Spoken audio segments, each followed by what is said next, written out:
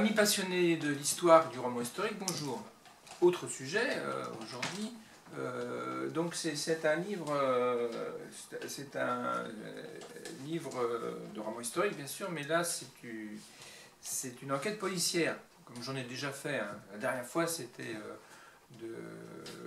un roman historique humoristique de Cavana. Donc là c'est quelqu'un de moins connu, hein, c'est Gérard Gelfen. C'est l'assassinat de Jean-Marie Leclerc. Hein, donc comme c'est pas très connu, je vais vous lire tout de suite l'argument. Hein. C'est au matin du 23 octobre 1764, le corps du violoniste et compositeur Jean-Marie Leclerc est retrouvé poignardé à son domicile. Il est âgé de 67 ans. Ce meurtre devait provoquer dans Paris une immense émotion. La victime, ancien premier violon du roi, est en effet une des gloires du siècle de Louis XV, auteur de sonates pour violon et d'un opéra, Scylla et Glaucus. S'agit-il du forfait d'un rôdeur, d'une querelle familiale, d'un crime pour raison d'État, d'une rivalité entre artistes? L'affaire Leclerc ne fut jamais élucidée. Rien ne permit jamais d'identifier le meurtrier. Un peu plus de 2 siècles plus tard, Gérard Gelfen rouvre le dossier. Le meurtre du violoniste présente la trame idéale d'un roman policier. Les pièces à conviction disparaissent, les suspects effacent progressivement tout soupçon, etc. Et pourtant, il y a un coupable. Et quel coupable? Voilà. Donc, Gérard Gelfen est l'auteur de Furtwängler, une biographie par le disque, etc. Voilà. Donc, c'est au XVIIIe siècle, hein, c'est en pleine période des Lumières. Hein, donc j'ai pris une revue historique, l'histoire des Lumières, où on voit le portrait de Voltaire.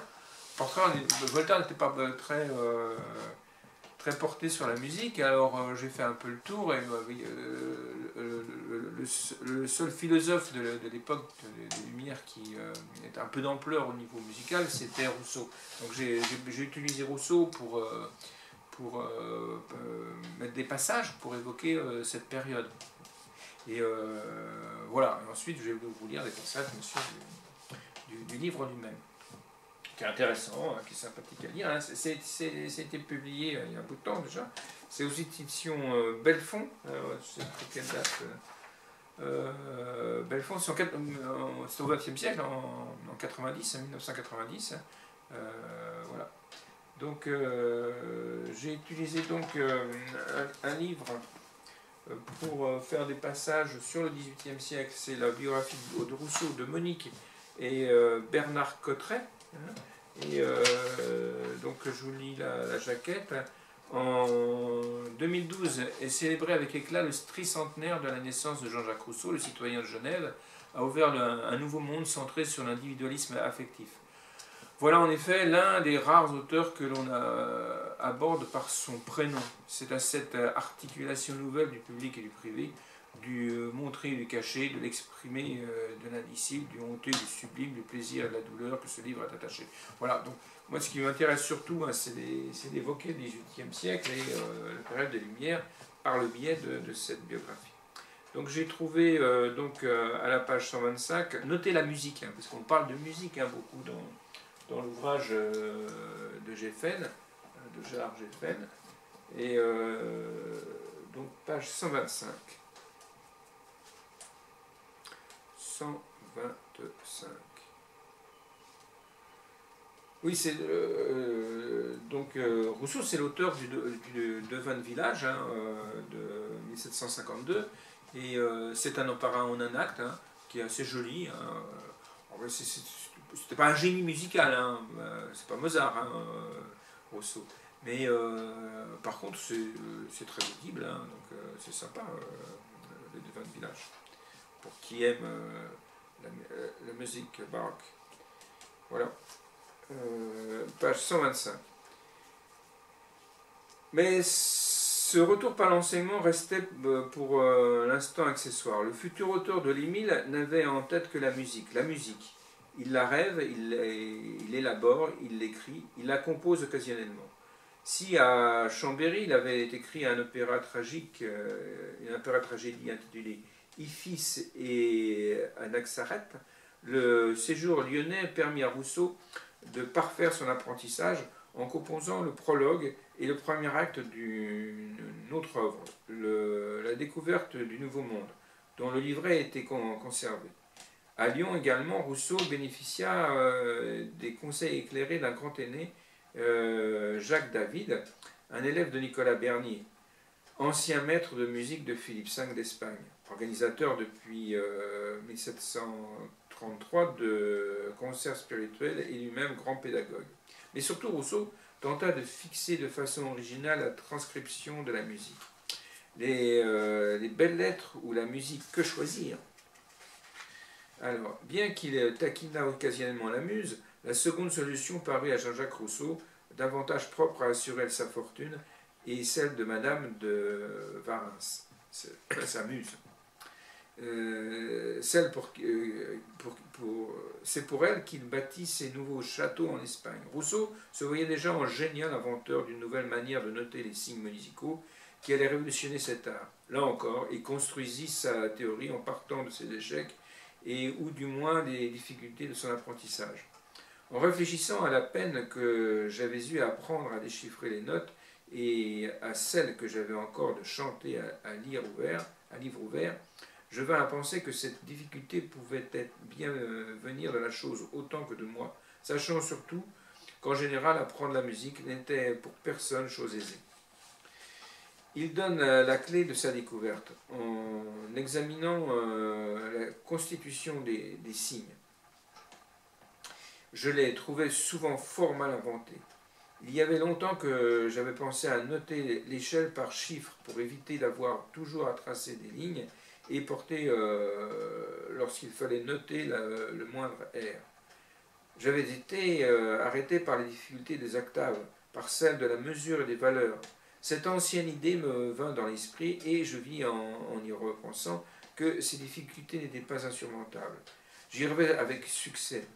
Je parvins à noter quelques musiques, ce fut par mes chiffres avec la plus grande exactitude et je puis dire avec la plus grande simplicité.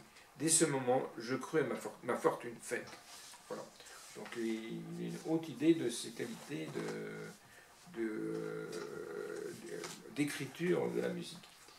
Voilà. Ensuite, page 127, alors c'est le même sujet. Le grand savant français accepta de patronner le jeune homme admis à défendre son projet dans le sein des saints. L'Académie des sciences remontait au petit noyau assemblé par Colbert à la fin de l'année 1666 dans la bibliothèque du roi, rue Vivienne, avant de se réunir au Louvre. Cette institution déjà vénérable écoutait avec beaucoup d'intention le projet que Rousseau lui solennellement devant elle le 22 août 1742. Ces hommes graves et profonds lui posèrent même plusieurs questions courtoises, auxquelles il répondit à son avantage. 3 commissaires, messieurs de Mérin, Hello et de Fouchy, dont aucun ne savait la musique, se plaint Rousseau, jugèrent finalement le mémoire qu'on leur soumettait. Un mathématicien, un chimiste et un astronome pouvait-il valablement se prononcer sur une question de notation musicale? Rousseau en garda quelque amertume.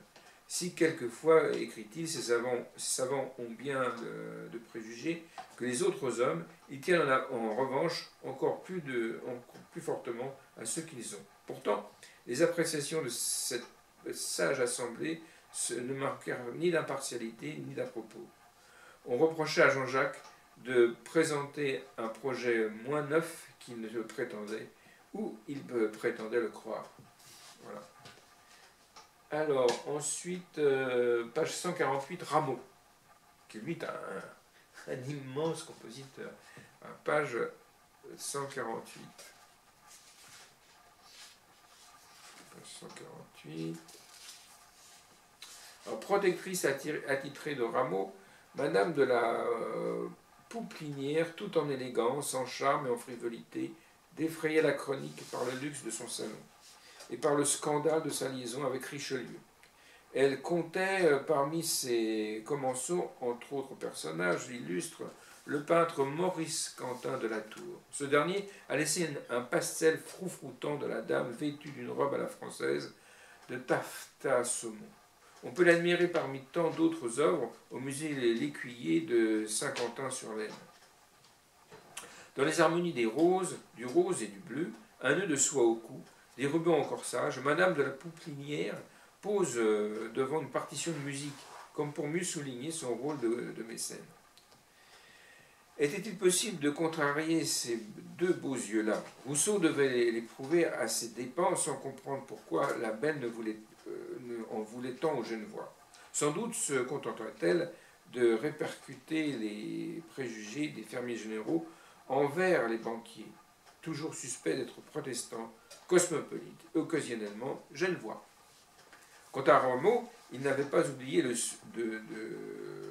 sitôt le Freluquet qui avait osé composer, pensait-il, de la si mauvaise musique française en y ajoutant quelques emprunts italiens. Dans son livre sur les erreurs sur la musique dans l'encyclopédie, Rameau revint à mots couverts sur cette affaire des muses galantes, dont il ne daignait pas même citer l'auteur. Il y a 10 ou 12 ans, écrivait-il, qu'un particulier fit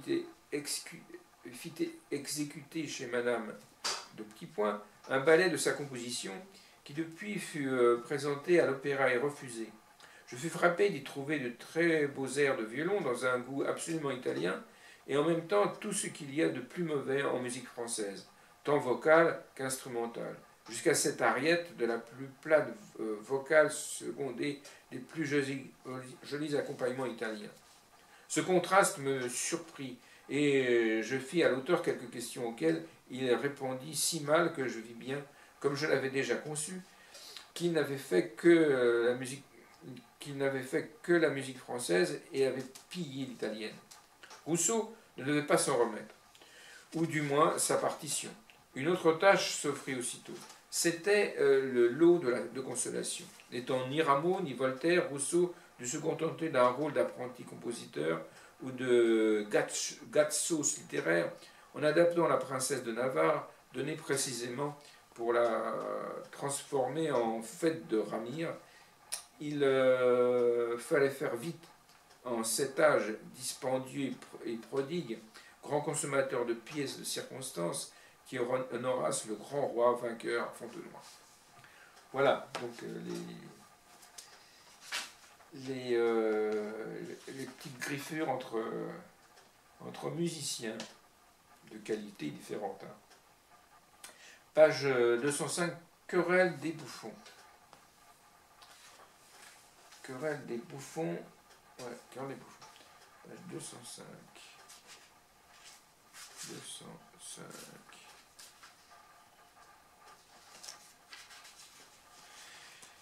La querelle des bouffons. Si l'harmonie est un idéal musical, la circonstance et la dissonance ont souvent marqué les relations entre les musiciens. Plusieurs grandes querelles ponctuèrent le siècle. La première mettant en prise Lulliste, partisan de Lully, et Ramiste, défenseur de Rameau, se déroula dans les années 1730. Une seconde, plus sérieuse, opposait la musique française et la musique italienne en 1752. Elle est passée à la postérité sous le nom imagé de querelle des bouffons.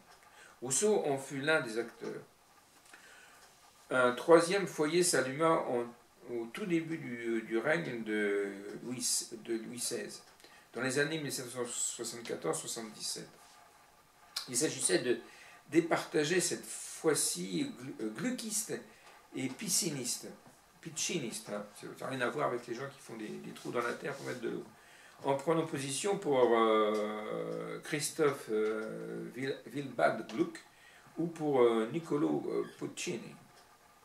La controverse précéda de quelques mois l'arrivée des Italiens à Paris. Dès février 1952, Grimm ouvrit l'offensive par sa lettre sur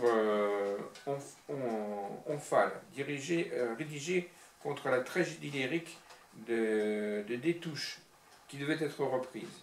Il opposait la musique française, froide et guindée, à la musique italienne, vive et enjouée.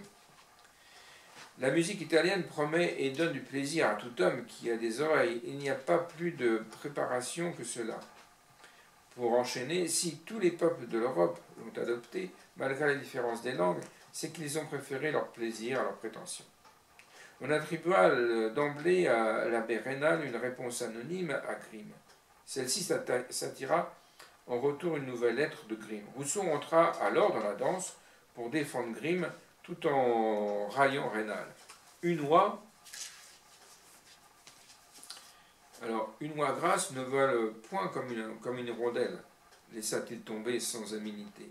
Dans la musique française, ainsi comparé à un peson volatile, élevé pour ses aguichantes rondeurs.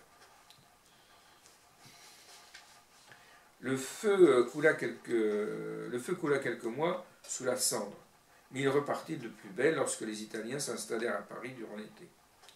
Leur troupe produisit en août la Salva Padrona de Pergolèse au théâtre de l'Opéra, situé alors au Palais Royal. Il s'agissait d'une reprise, car la servante maîtresse avait déjà été produite quelques années auparavant, sans effet notable.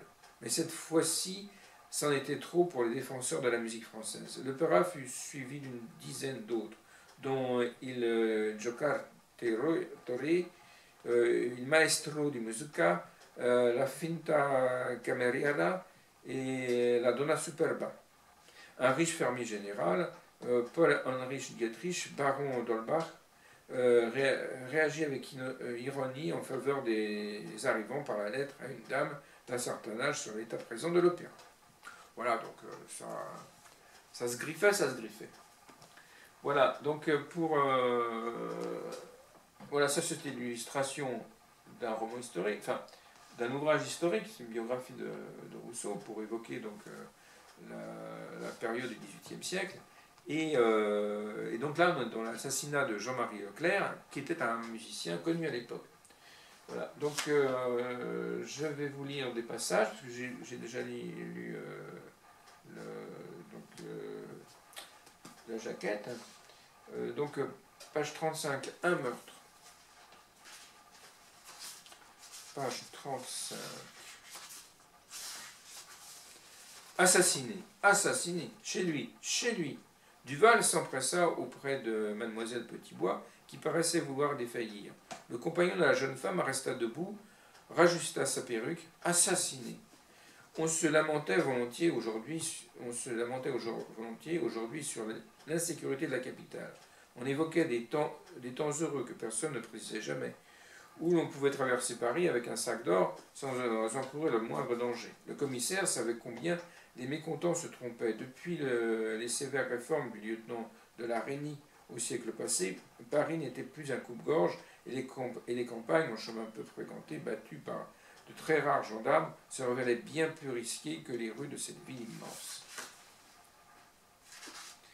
Bordée par 25 000 maisons, où chacun vivait sous l'œil de chacun, sinon sous le contrôle de la police. Il y avait certes des incidents, des accidents, des bagarres, des vols et même plus rarement qu'on ne le croyait des agressions.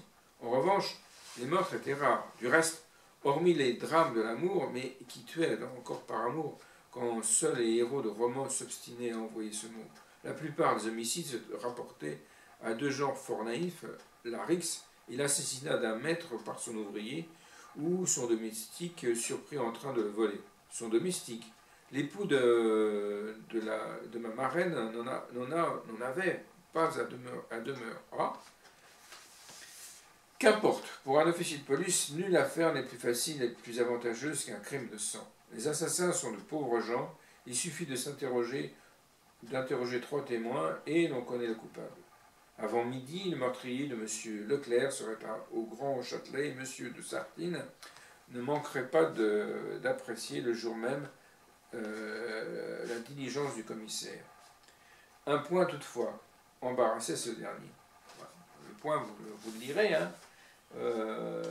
Page 51, procès verbal.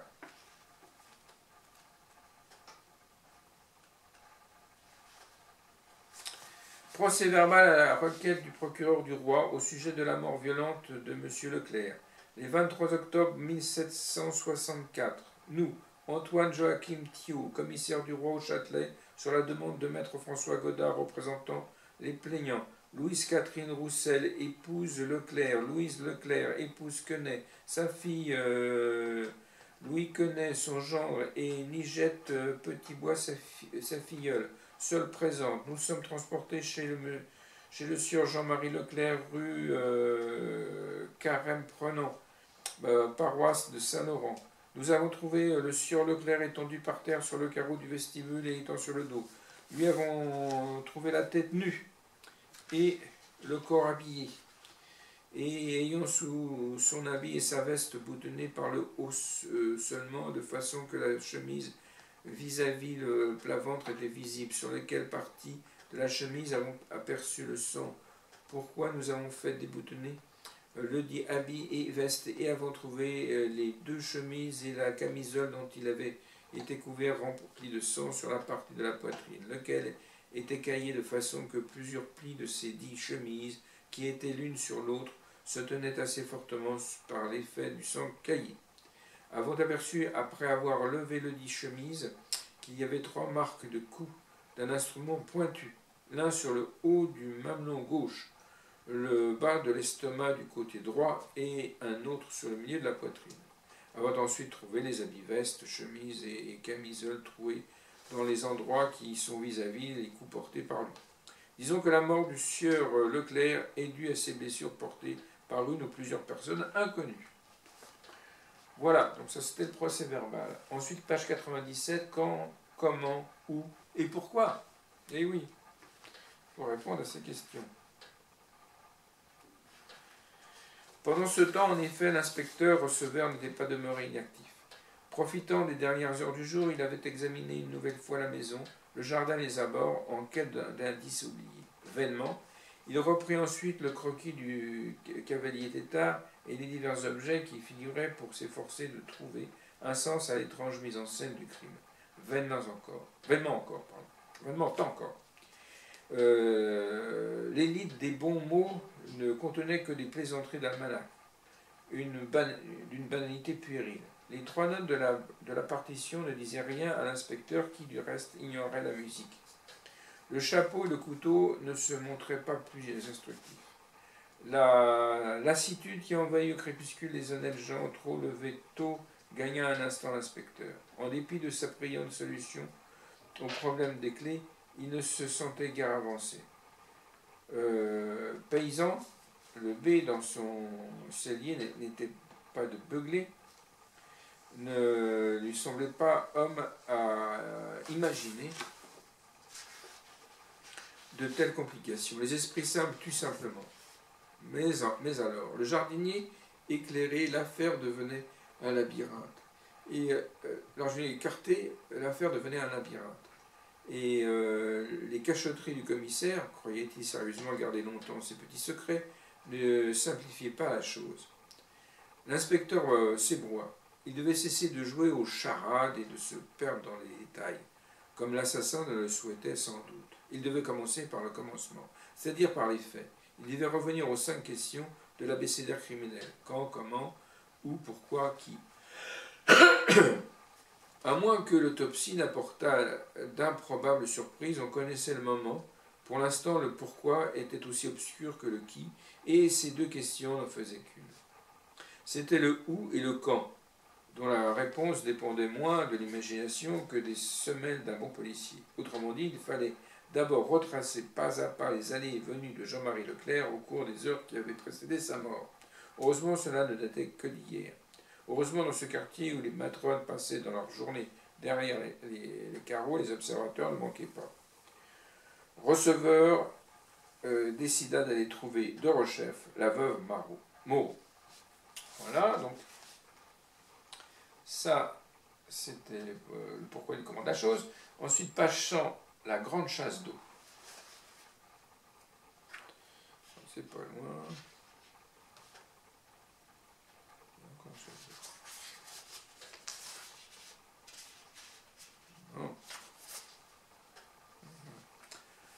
Mais oui, à gauche, répéta la veuve d'un grand mouvement de la main droite. Receveur n'insista pas sur ce détail de vocabulaire. En revanche, l'espèce de sourire qui égayait les lèvres ombreuses de la veuve Moreau semblait indiquer que tout n'était pas dit. Pour permettre à son interlocutrice de réussir son effet, l'inspecteur en silence écarquilla les yeux. Dame, je n'avais pas même besoin de regarder pour savoir où il allait. Ah, parce qu'on était lundi hier, n'est-ce pas? Oui, on était lundi. Et tous les lundis, M. Leclerc faisait son billard chez Lamotte, à la grande chasse d'eau. Vous connaissez? Receveur sourit. Comment un inspecteur de police qui usait ses souliers dans les coins les plus obscurs de la capitale, tapis franc ou tripot clandestin, débit de boissons frelatées ou cabaret à racolage, n'aurait-il pas connu le billard? Ou plutôt l'académie, Lamotte. Certes, le boulevard du Réservoir, où elle se trouvait, ne figurait pas sur la liste des promenades élégantes recommandées aux voyageurs par le guide Deux Alliés d'Argentville. Mais les lieux étaient très peu passants. Plusieurs fois par jour, une petite foule de curieux venait voir, ou plutôt attendre, le lâchement de l'immense citerne qui, à grand fracas, nettoyait le grand égout Saint-Antoine, d'où le nom familier donné à l'endroit par les habitants du quartier. Quant à l'établissement du père Lamotte, il avait une excellente réputation. Sans offrir le luxe de ses concurrents du Palais Royal, on s'y pressait pour recevoir les leçons du propriétaire qui passait pour l'une des plus fines queues de Paris. Voilà, ensuite, page 141, la lettre.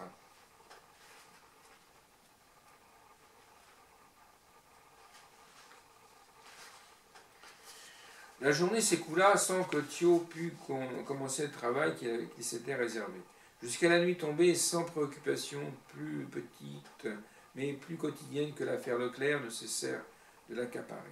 À 6 heures, il déclara à son épouse qu'il renonçait à l'accompagner aux Italiens. Soupa seul et frugalement, interdit sa porte à quiconque, puis se retira dans son cabinet. Malgré tout, il se sentait d'humeur plutôt allègre.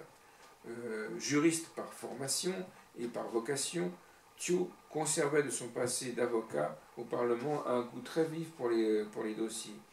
Il en préférait de nouveau la sérénité de l'étude aux rudes confrontations de la rue. Thio sortit du portefeuille des papiers saisis chez Jean-Marie Leclerc. Il les parcourut d'un œil rapide pour les répartir en 4 paquets qu'il rangea méthodiquement de gauche à droite sur son bureau. Tout d'abord, un monceau de lettres diverses, sans relation directe, du moins en apparence, avec l'affaire. Aucune de ces lettres, remarqua Thio, n'était antérieure au début de cette année 1764. Leclerc ne s'encombrait pas de ces vieilles correspondances. Il y avait en revanche plusieurs documents d'allure ancienne et juridique dont le commissaire forma un deuxième tas. Sur un troisième, il posait une pile de relevés signés de Madame Leclerc, le décompte des partitions qu'elle gravait et vendait pour son mari. Enfin, 4 billets de Guillaume Vial, le neveu. En soulevant ce dernier paquet, Thio fit tomber sur le sous-main une pluie de confettis noircis d'encre, fragments d'une 5e lettre dont toute déchiffrée par un oncle en colère. Thio mit de côté ses débris et poussa un soupir de soulagement. Dans cette collection d'autographes, il ne se trouvait pas le moindre signe de monsieur le duc de Gramont. Le commissaire revint alors à la première liasse. Mon bon maître, je suis parvenu ce matin à exécuter d'un coup la 6e sonate de votre livre 2. Oui, tout y compris le La suraigu de la terrible double-triple de l'Allegro de Manintropo. Je les ai fait entendre sur le champ Madame de C, qui a eu la bonté de m'offrir ses services en récompense. Je courrai demain à votre repère, vous embrasser et renouveler mon exploit, au violon seulement, bien entendu. Saint-Georges, musicien aussi. Voilà, donc page 187, Requiem.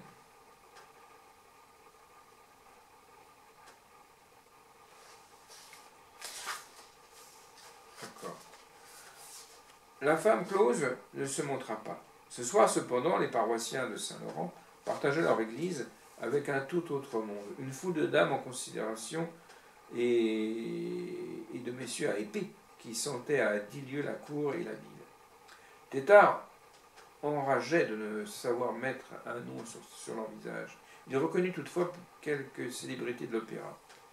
N'était-ce pas Marifel, à gauche, accompagnée de son ancien élève, la ravageuse Sophie Arnould, et l'illustre ténor Géliot, maintenant retiré, mais pour qui tant de cœurs battaient encore. Tétart ne fut jugé de la présence improbable de M. le duc de Gramont. À sa mise somptueuse et surtout à son teint basané, il identifia néanmoins le fameux chevalier de Saint-Georges. Lorsque 4 heures tombèrent, Louis Quenet, drapé de noir, et François-Guillaume Vial, dans un habit un peu râpé mais propre, sortirent de la sacristie pour rejoindre la jeune Nijotte Petitbois et son dadais d'avocat sur le banc de la famille. En remarquant le cavalier qui se trouvait à leur hauteur, ils se murmurent quelques mots à l'oreille. La veuve Leclerc, née Roussel, était absente. L'orgue préludait et les chanoines gagnaient leur stall quand la porte de l'église se referma assez bruyamment sur deux derniers venus. À la stupeur de Tétart, le commissaire Thiot, lui-même, suivi de l'inspecteur receveur, que d'importants devoirs étaient pourtant censés retenir ailleurs, accourait au requiem de Jean-Marie Leclerc. L'arrivée des officiers du Châtelet ne fit pas sursauter que Tétart. Impossible du reste de s'y tromper. Receveur portait la petite tenue d'inspecteur et surtout rouge et ceinture de buffle blanche. Quant à Thiot, il était habillé de la longue toge de serge noire, fort incommode, fort mal aimée des commissaires eux-mêmes, mais que le lieutenant de police leur commandait absolument de revêtir dans l'exercice de leur charge. Et enfin, page 321, le duc de Gramont. 321.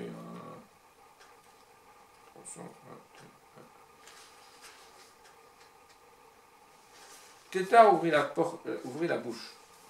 Monsieur de Sartine le coupa sèchement. Qui croyez-vous que soit Gramont pour consentir à votre interrogatoire?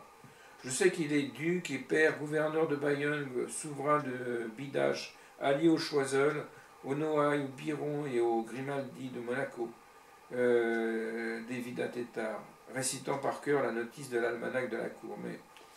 Mais ce n'est pas tout, et le reste, je vais vous l'apprendre en confidence avant que le bruit se répande. Écoutez bien, depuis la mort de Madame de Pompadour, Béatrice de Choiseul, épouse du duc de Gramont, s'efforce d'entrer dans le lit du roi. À Versailles, on la pensait un peu maigre, au goût de sa majesté, et aussi moins experte que ne le souhaitaient ceux qui poussent. On m'assura pourtant qu'elle serait sur le point d'y parvenir.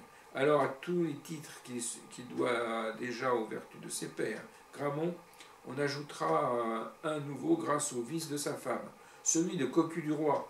Et je n'ai pas besoin de vous le dire, monsieur Tétart, un tel dignitaire est aussi intouchable que le roi lui-même. Tétart ne se laissa pas démonter. Pardonnez-moi de le rappeler, monsieur. Je n'ai jamais supposé que l'assassin de Jean-Marie Leclerc dût être le duc de Gramont. Je ne songeais qu'à une ébauche de son entourage, comme celui qui tentait de violenter la lingère. C'est la seule réponse que je sache donner à la question que vous nous posez tout à l'heure. Si l'on doit écarter paysan, Vial ou un jaloux, quelle autre piste pouvons-nous suivre? Désarmé par l'aplomb du jeune homme, M. de Sartine retrouva son sourire.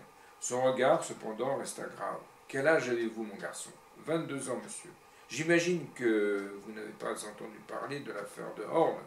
Non, monsieur. C'était en 1720, pendant la Régence, au temps de la grande spéculation sur la Compagnie des Indes qui a causé tant de malheur. On voit ça dans Que la fête commence, de Tavernier, le film. Afin de se procurer de l'argent pour ses agioteurs, le comte de Horn attira un courtier dans un guet-apens et l'assassina. On ne tarda guère à arrêter le criminel. Horn était le fils d'un grand d'Espagne et d'une princesse de ligne. Il n'en fut pas moins jugé, condamné, héros et vif, en place de grève, comme un bandit de grand chemin. Mais la noblesse ressentit très amèrement et très longtemps cet outrage. Eh bien, monsieur Tétart, il n'y aura pas d'autre affaire Horn. C'était l'état du royaume. L'état du royaume ne saurait le permettre. Monsieur de Sartine se leva. Cette fois, il s'adressa au commissaire. Quand la police réussit, il faut que l'opinion puisse s'en féliciter. Quand elle échoue, il faut qu'elle puisse l'oublier. Poursuivez donc votre enquête, à condition que ce soit sans dommage. Dans ce cas, trouvez le coupable, et vite, sinon ne trouvez rien. Rien? Alors, rien, on verra. Voilà. Il faut lire le roman, en fait. Vous allez voir, à la fin, c'est surprenant. Voilà. Et donc, je vous engage à lire cet agréable roman historique, enquête policière. Voilà. Je vous engage aussi à acheter mon livre, Le Sabre de Damas, pour ceux qui ne l'ont pas lu, les vilains méchants. Donc c'est aux éditions Librinova. Ça se trouve sur tous les supports. Vous pouvez l'avoir en numérique pour 3,90 € ou en papier. C'est un peu plus cher. Et partout, sur Amazon, sur Fnac, Kobo, Google. Voilà. Je vous dis dans une quinzaine, parce que je pars en vacances. Donc quand vous verrez cet épisode, je serai dans l'eau chaude. Et ensuite, j'espère pouvoir faire un nouveau numéro très bientôt. À bientôt!